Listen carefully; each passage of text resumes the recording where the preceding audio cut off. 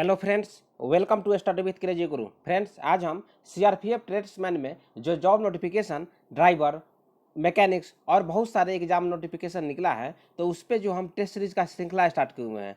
Test series के श्रृंखला में सामान्य ज्ञान में general knowledge and general awareness का टेस्ट सीरीज नंबर 4 डिस्कस करेंगे। देखिए, टेस्ट सीरीज नंबर 1 से 3 तक हम डिस्कस कर चुके हैं, तो वो प्ले लिस्ट बना हुआ है, आप लोग वहाँ से तैयारी कर सकते हैं। ठीक है, तो जितना भी क्वेश्चन हम बताएंगे, जो प्रैक्टिस सेट है, प्रैक्टिस सेट में आपको हम 10 क्वेश्चन बताएंगे, लेकिन 10 क्वेश्चन जो होगा आपका 70 या 80 क्वेश्चन के बराबर होगा।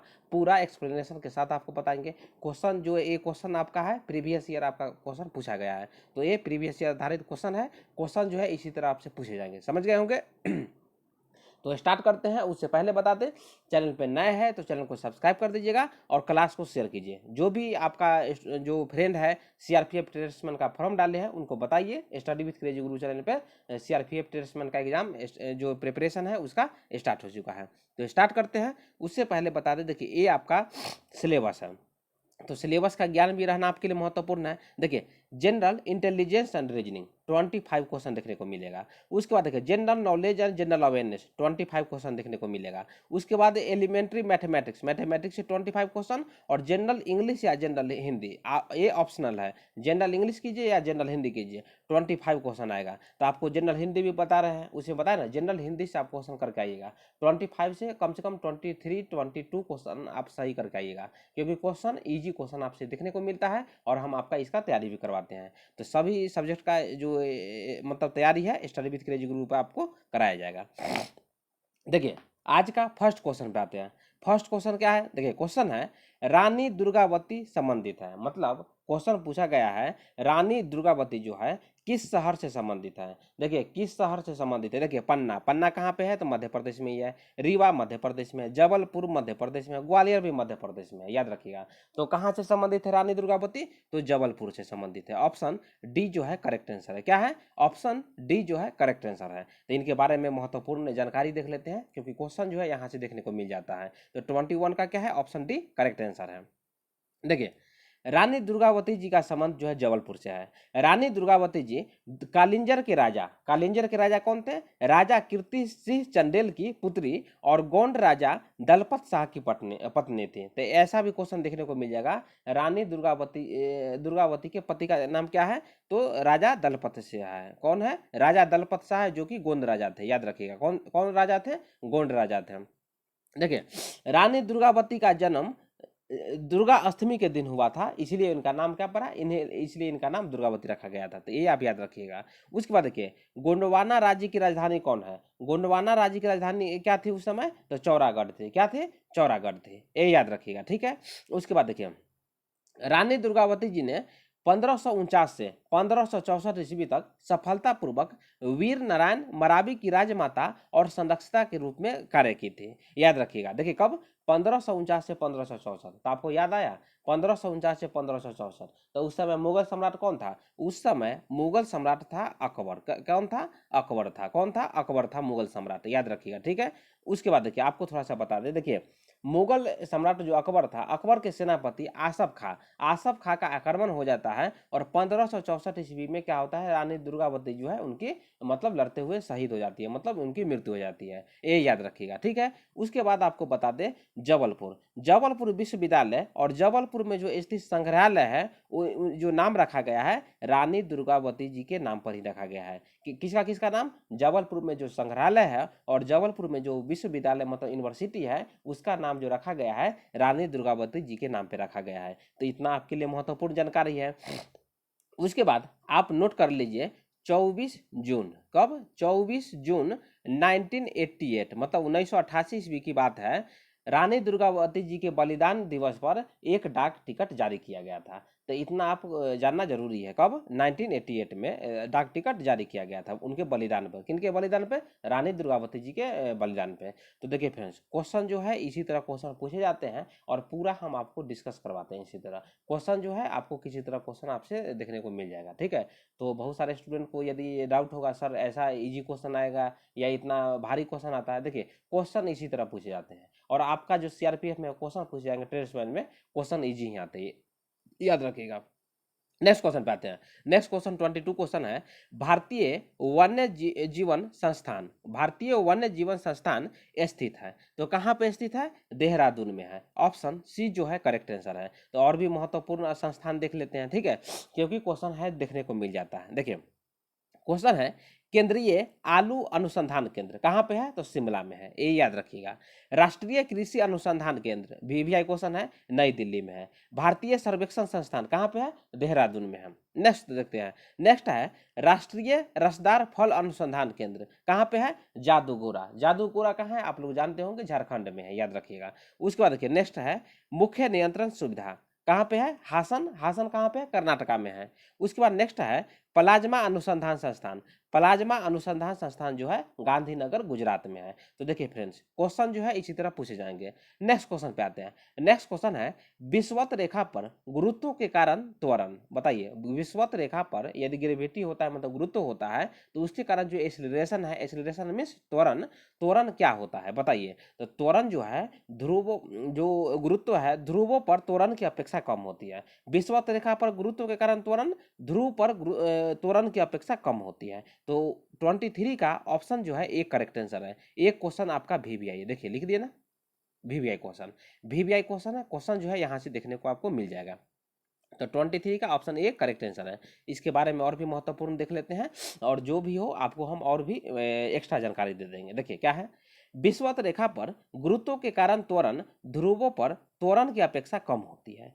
गुरुत्व जनित त्वरण g वस्तु के आकार, वस्तु के रूप, आकार, द्रव्यमान आदि पर निर्भर नहीं करती है, ये याद रखिएगा, ठीक है, निर्भर नहीं करती है। उसके बाद देखिए, g का मान विषुवत रेखा पर सबसे कम तथा ध्रुवों मतलब पोल पर सबसे अधिक होता है। तो और पृथ्वी की घूर्णन गति के बढ़ने पर g का मान बढ़ जाता है। तो 2 पॉइंट याद रखिएगा, क्या? एक पॉइंट ये याद रखिए, पृथ्वी की घूर्णन गति यदि इंक्रीज करेगी तो जी का जो मान है वो भी इंक्रीज कर जाती है, ये याद रखिएगा। उसके बाद देखिए, जी का मान जो है विषुवत रेखा पर सबसे कम और पोल, पोल मीन्स ध्रुव पर सबसे अधिक होती है जी का मान। तो इतना आप जो जानकारी है याद रखिएगा, क्वेश्चन जो है यहाँ से देखने को मिल जाता है। उसके बाद बोलिए सर थोड़ा सा और बता दीजिए। देखिए क्या होता है, विषुवत रेखा पर दिन और रात बराबर होते हैं, याद रखिएगा, ठीक है। इस वर्ष मतलब क्या है, वर्ष भर मतलब सालों भर दिन और रात विषुवत रेखा पर बराबर होते हैं। उसके बाद बता दें, पृथ्वी के केंद्र से सर्वाधिक दूरस्थ जो दूर है भूमध्य रेखीय जो उभार है, उभार पर स्थित बिंदुओं को मिलाते हुए ग्लोब पर पश्चिम से पूर्व मतलब वेस्ट से ईस्ट की ओर खींची गई जो इमेजिनरी लाइन है, इमेजिनरी लाइन में समझ गए ना, काल्पनिक रेखा है, उसी को हम भूमध्य रेखा कहते हैं। भूमध्य रेखा को विषुवत रेखा भी बोलते हैं और इंग्लिश में इक्वेटर भी बोला जाता है। तो देखिए फ्रेंड्स, इतना आप समझ जाइएगा, मतलब नोट कर लीजिएगा। नेक्स्ट क्वेश्चन पे आते हैं। नेक्स्ट क्वेश्चन है 24 क्वेश्चन है, क्वेश्चन VVI क्वेश्चन है, सबसे क्रियाशील है बताइए। सबसे क्रियाशील क्या है बताइए। तो ऑक्सीजन, ऑप्शन बी जो है करेक्ट आंसर है। ए ऑप्शन में आपको, चारों ऑप्शन में जो ऑप्शन बी जो है ना 24 का ऑप्शन बी करेक्ट आंसर है, ठीक है। तो इसके बारे में देख लेते हैं क्या है। देखिए आवर्त में बाएं से दाएं देखिए आवर्त में बाएं से दाएं जाने पर क्या है, बाएं से दाएं जाइएगा मतलब ऐसे जाइएगा, कैसे जाइएगा, देखिए यहाँ पे है ना, बाएं से दाएं जाने पर विद्युत धनात्मक गुण घटता है और विद्युत ऋणात्मक गुण बढ़ता है। क्या है पता है, देखिए क्वेश्चन आपको एग्जाम में देखने को मिल जाएगा, निम्नलिखित में से कौन सा कथन सत्य है या कौन सा कथन सत्य नहीं है। तो आपको जो केमिस्ट्री में ऐसा क्वेश्चन देखने को मिल जाता है, क्या है, आवर्त में, आवर्त में यदि आप बाएं से दाएं जाइएगा तो जो धनात्मक गुण है वो क्या हो जाता है, वो जो पॉजिटिविटी होती है, पॉजिटिव जो आयन होती है वो घट जाता है, धनात्मक गुण घट जाता है और ऋणात्मक गुण बढ़ जाता है। और इसके विपरीत देखिए, बाएं से दाएं जाने पर क्या है, बाएं से आवर्त में बाएं से दाएं जाने पर धात्विक गुण घटता है, क्या होता है, धात्विक गुण घटता है और अधात्विक गुण बढ़ता है। तो ये याद रखिएगा, क्या है, बाएं से दाएं जाने पर, है ना। देखिए बाएं से दाएं जाने पर धनात्मक घट जाता है और ऋणात्मक बढ़ जाता है। यहाँ पे क्या है, धात्विक गुण घटता है और अधात्विक गुण बढ़ता है। तो देखिए फ्रेंड्स, इतना आपको जानना जरूरी है। क्वेश्चन जो है यहाँ पे मतलब VVI क्वेश्चन है। उसके बाद थोड़ा सा और हम आपको बता दें। देखिए अपेक्षाकृत कम क्रियाशील धातु कौन है बताइए। अपेक्षाकृत कम क्रियाशील धातु क्या है, लोहा है। क्या है? लोहा है। याद मतलब नोट कर लीजिए, लोहा और जिंक है, ये याद रखिएगा। अपेक्षाकृत कम क्रियाशील धातु। उसके बाद आपका माइंड में आता होगा सर अपेक्षाकृत ज्यादा क्रियाशील धातु कौन है? तो ज्यादा क्रियाशील धातु कौन है? सोडियम है, पोटेशियम है, ठीक है, पोटेशियम है, उसके बाद कैल्शियम है। तो इतना आप जानना जरूरी है। क्वेश्चन जो है आपको यहाँ से देखने को मिल जाएगा। और आपको एक और पॉइंट नोट कर लीजिए, धातुओं की जो क्रियाशीलता होती है उनके इलेक्ट्रॉन देने की प्रवृत्ति पर निर्भर करती है। क्या है? धातुओं की जो क्रियाशीलता है ना, जो उनके इलेक्ट्रॉन देने की प्रवृत्ति पर निर्भर करती है, ये याद रखिएगा। उसके बाद एक और चीज बता दे, सभी धातुओं की जो क्रियाशीलता होती है अलग अलग होती है, मतलब भिन्न भिन्न होती है। तो देखिए फ्रेंड्स, इतना आप लोग जो एक्स्ट्रा बताते हैं ना, आप कॉपी मतलब वीडियो को पॉज करके पेन डाउन करते चलिए। क्वेश्चन जो है यहाँ से ऐसे क्वेश्चन देखने को आपको मिल जाते हैं। नेक्स्ट क्वेश्चन पे आते हैं। नेक्स्ट क्वेश्चन है ऑक्सीकरण की अभिक्रिया में, बताइए ऑक्सीकरण की अभिक्रिया में क्या होती है? इलेक्ट्रॉन की कमी होती है। मतलब ऑप्शन बी जो है करेक्ट आंसर है। एक क्वेश्चन आपका भी आई है। ऑक्सीकरण की अभिक्रिया में क्या होता है? इलेक्ट्रॉन की कमी होती है। 25 का ऑप्शन बी करेक्ट आंसर है। इसके बारे में देख लेते हैं क्या है। देखिए ऑक्सीकरण की अभिक्रिया में इलेक्ट्रॉनों की कमी होती है। वैसी अभिक्रिया जिसमें धन आवेश इंक्रीज करता है, मतलब बढ़ता है, और इलेक्ट्रॉन का त्याग करता है। क्या है? धन आवेश जो है मतलब इंक्रीज करता है, मतलब बढ़ता है, और इलेक्ट्रॉन का त्याग करता है, उसे हम ऑक्सीकरण कहते हैं। तो ये फार्मूला आप देख लीजिएगा, Na का क्या हो जाएगा? Na प्लस ई माइनस बोलिए, ठीक है, ऑक्सीकरण है। उसके बाद देखिए ऑक्सीकरण बता दिए। ऑक्सीकरण का इंग्लिश में क्या होता है? इंग्लिश में उसको ऑक्सीडेशन बोलते हैं। उसमें क्या होता है? ऑक्सीजन का योग होता है और हाइड्रोजन का निष्कासन होता है, ये याद रखिएगा। उसके बाद देखिए विद्युत ऋणात्मक जो तत्व है या मूलक के अनुपात में वृद्धि होती है, मतलब इंक्रीज करती है। यौगिक में विद्युत धनात्मक अवयव जो है वो कमी होती है। जब विद्युत ऋणात्मक बढ़ेगी तो विद्युत धनात्मक घटेगी, ये याद रखिएगा। उसके बाद तत्वों की संयोजकता में वृद्धि होती है, ये याद रखिएगा। नेक्स्ट देखते हैं अवकरण। देखिए आपका ऑक्सीडेशन, ऑक्सीडेशन का जो मतलब विलोम होता है, मतलब ओपोजिट होता है। ऑक्सीडेशन का जो ओपोजिट होता है आपका रिडक्शन होता है, मतलब अवकरण होता है। तो ऑक्सीडेशन याद कर लीजिएगा ना, तो अवकरण आपको खुद याद हो जाएगा। देखिए उसमें हाइड्रोजन का मतलब वियोग होता था, और इसमें हाइड्रोजन का संयोग होता है। ऑक्सीजन का उसमें संयोग होता था, और ऑक्सीजन का इसमें निष्कासन होता है, ये याद रखिएगा। उसके बाद देखिए विद्युत धनात्मक अवयव के अनुपात में वृद्धि होता है, उसमें कमी होता था। उसके बाद देखिए विद्युत ऋणात्मक अवयव के अनुपात में कमी होता है और ऑक्सीडेशन में वृद्धि होता था। उसके बाद देखिए तत्वों की संयोजकता में कमी होती है और उसमें वृद्धि होती थी। तो देखिए फ्रेंड्स क्वेश्चन जो है आपको इसी तरह देखने को मिल जाएगा। उसके बाद देखिए मुक्त अवस्था में तत्वों की ऑक्सीकरण संख्या शून्य होती है। जैसे एग्जाम्पल देख लीजिए N2 है, Cl2 है, O3 है, P4 है, S8 है, और बहुत सारे इसका एग्जाम्पल है। तो 25 का क्या है? 25 का ऑप्शन जो है बी करेक्ट आंसर है। नेक्स्ट क्वेश्चन पे आते हैं। देखिए क्वेश्चन जो है आपको इसी तरह देखने को मिल जाएगा, इसलिए हम बताते हैं स्टडी विथ क्रेजी गुरु जो चैनल है आपको लास्ट तक, जब तक आपका पेपर नहीं होगा, पूरा आपको तैयारी करवाएंगे, याद रखिएगा। नेक्स्ट क्वेश्चन पे आते हैं। नेक्स्ट क्वेश्चन क्या है?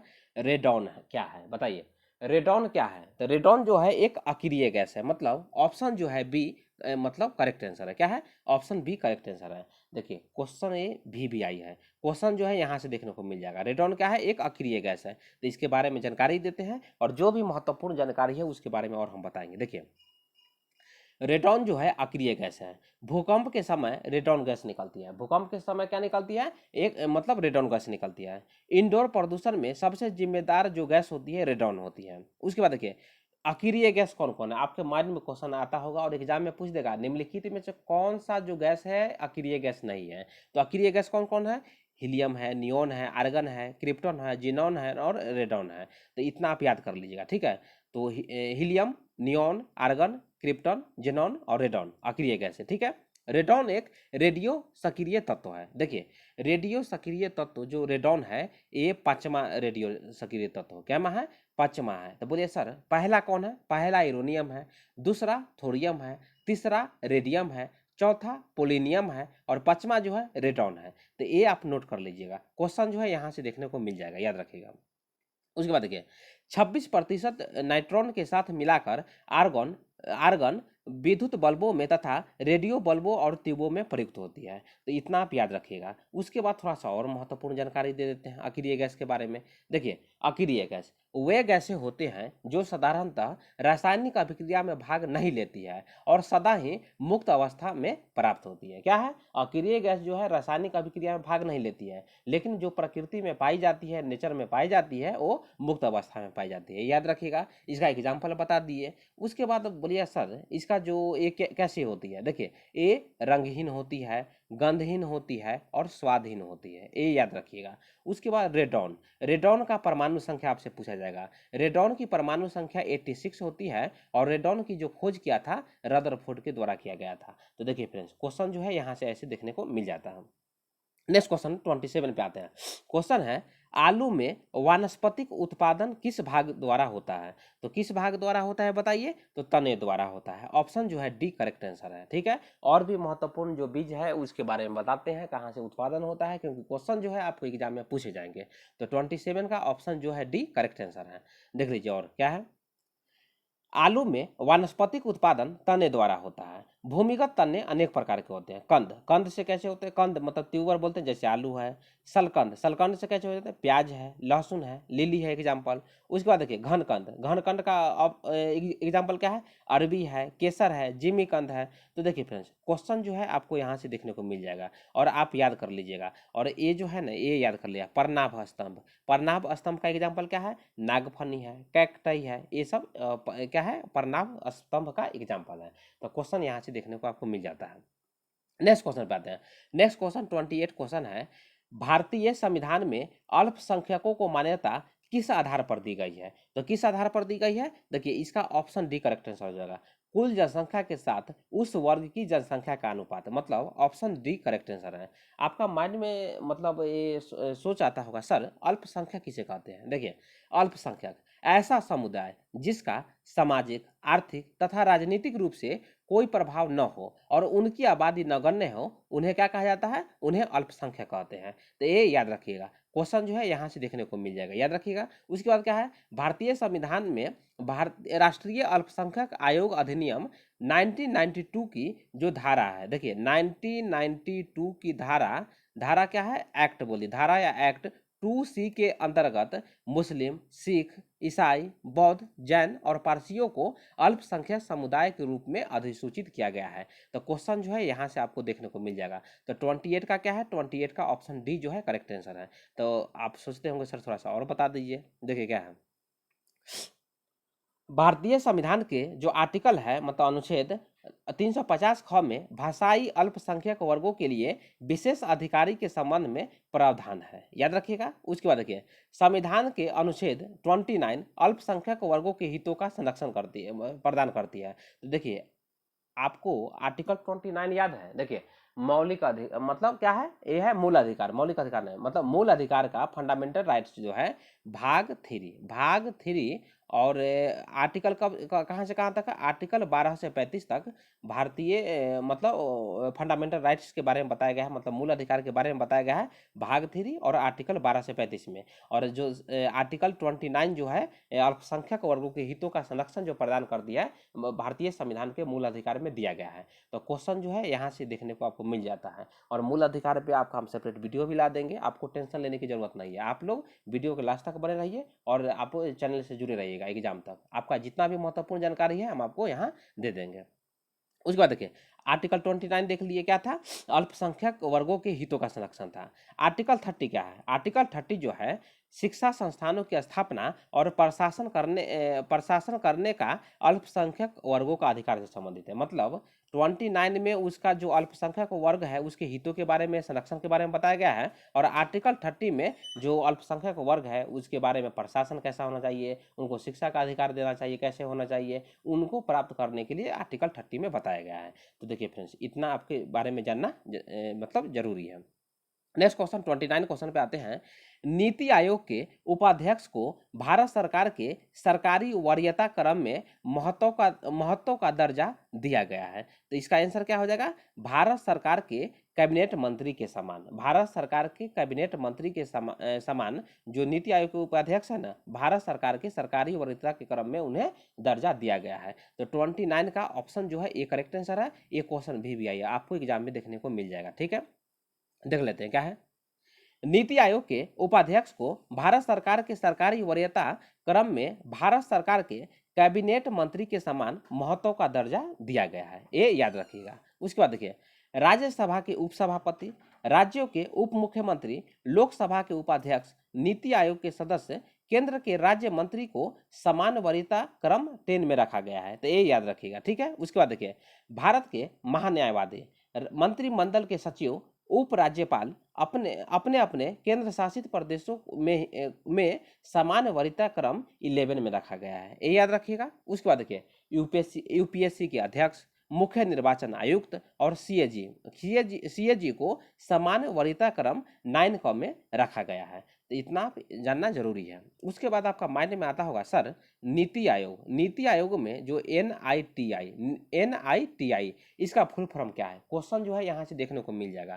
तो नीति आयोग क्या है, national institution for transforming India, इसका जो स्थापना है 1 जनवरी 2015 को किया गया था, याद रखिएगा। किसके जगह पे, तो योजना आयोग के जगह पे नीति आयोग का स्थापना 1 जनवरी, देखिए 1 जनवरी 2015 को किया गया था, तो ये याद रखिएगा। उसके बाद थोड़ा सा माइंड में आता होगा सर नीति आयोग का हेड क्वार्टर कहाँ है, क्या हेड क्वार्टर, देखिए ये क्वेश्चन महत्वपूर्ण है, इसलिए बता रहे हैं। नीति आयोग का जो हेड क्वार्टर है नई दिल्ली में है। अध्यक्ष कौन है, अध्यक्ष जो देश के पीएम होते हैं, मतलब प्रधानमंत्री होते हैं। तो नीति आयोग का अध्यक्ष कौन है, आप लोग समझ गए होंगे, प्रधानमंत्री नरेंद्र मोदी जी है। और उपाध्यक्ष कौन है, डॉक्टर सुमन के बेरी जी हैं। और सीईओ कौन है, देखिए नए सीईओ हाल ही में बने हैं, तो ये आप कमेंट में लिख दीजिए, क्या कमेंट में लिख दीजिए, तब ना ऐसा लगे से हाँ आप लोग वीडियो इतना मतलब देखते हैं। और जो भी स्टूडेंट को यदि पता नहीं होगा वो कमेंट में देख लेंगे, ठीक है।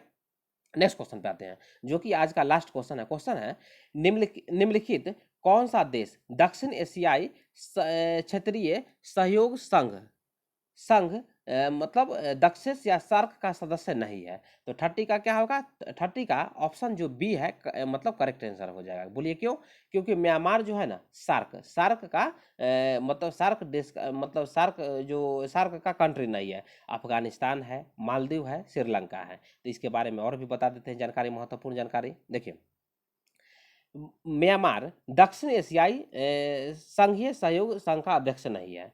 सार्क का फुल फॉर्म क्या है, देखिए सार्क का फुल फॉर्म आपसे देखने को मिल जाएगा। सार्क का फुल फॉर्म है south Asian association for regional cooperation, ठीक है। उसके बाद देखिए सार्क के जो सदस्य देश है अफगानिस्तान है, बांग्लादेश है, भूटान है, भारत, मालदीव, नेपाल, पाकिस्तान और श्रीलंका है। ये याद रखिए कौन कौन है, अफगानिस्तान, बांग्लादेश, भूटान, भारत, मालदीव, नेपाल, पाकिस्तान और श्रीलंका। देखिए एक क्वेश्चन जो है जितना बताए हैं एक क्वेश्चन महत्वपूर्ण है, क्वेश्चन जो है यहाँ से देखने को मिल जाएगा। उसके बाद देखिए सार्क की स्थापना 1985 ईस्वी को हुआ था। कहाँ पे, 1985 ईस्वी में कहाँ पे हुआ था, तो इसका हेड क्वार्टर है काठमांडू में है। सार्क का हेड क्वार्टर कहाँ पे है, काठमांडू में है। स्थापना कब हुआ था, 8 दिसंबर 1985। तो आप 1985 याद कीजिएगा और हेड क्वार्टर भी याद कर लीजिएगा, काठमांडू में है। तो देखिए क्वेश्चन जो है आपके महत्वपूर्ण क्वेश्चन है। और सार्क के संस्थापक सदस्य 7 है और 7 था, संस्थापक सदस्य 7 था, लेकिन वर्तमान में 8 सदस्य है। और जो लास्ट सदस्य जो था ना अफगानिस्तान था, जो कि 2007 में शामिल हुआ था। तो ये क्वेश्चन जो था महत्वपूर्ण क्वेश्चन था। क्वेश्चन जो है, क्वेश्चन का आंसर क्या है, ऑप्शन बी करेक्ट आंसर है। तो देखिए फ्रेंड्स क्वेश्चन जो है इसी तरह क्वेश्चन आपसे पूछे जाते हैं। इसी तरह आपका रीजनिंग आएगा, मैथमेटिक्स आएगा, जनरल हिंदी आएगा और सामान्य ज्ञान भी आता रहेगा। तो क्या करना है, चैनल पे नए हैं, study with crazy Guru channel पे नए हैं तो चैनल को सब्सक्राइब कर दीजिएगा और क्लास को शेयर कीजिए। मिलते हैं नेक्स्ट वीडियो में। जय हिंद, जय भारत।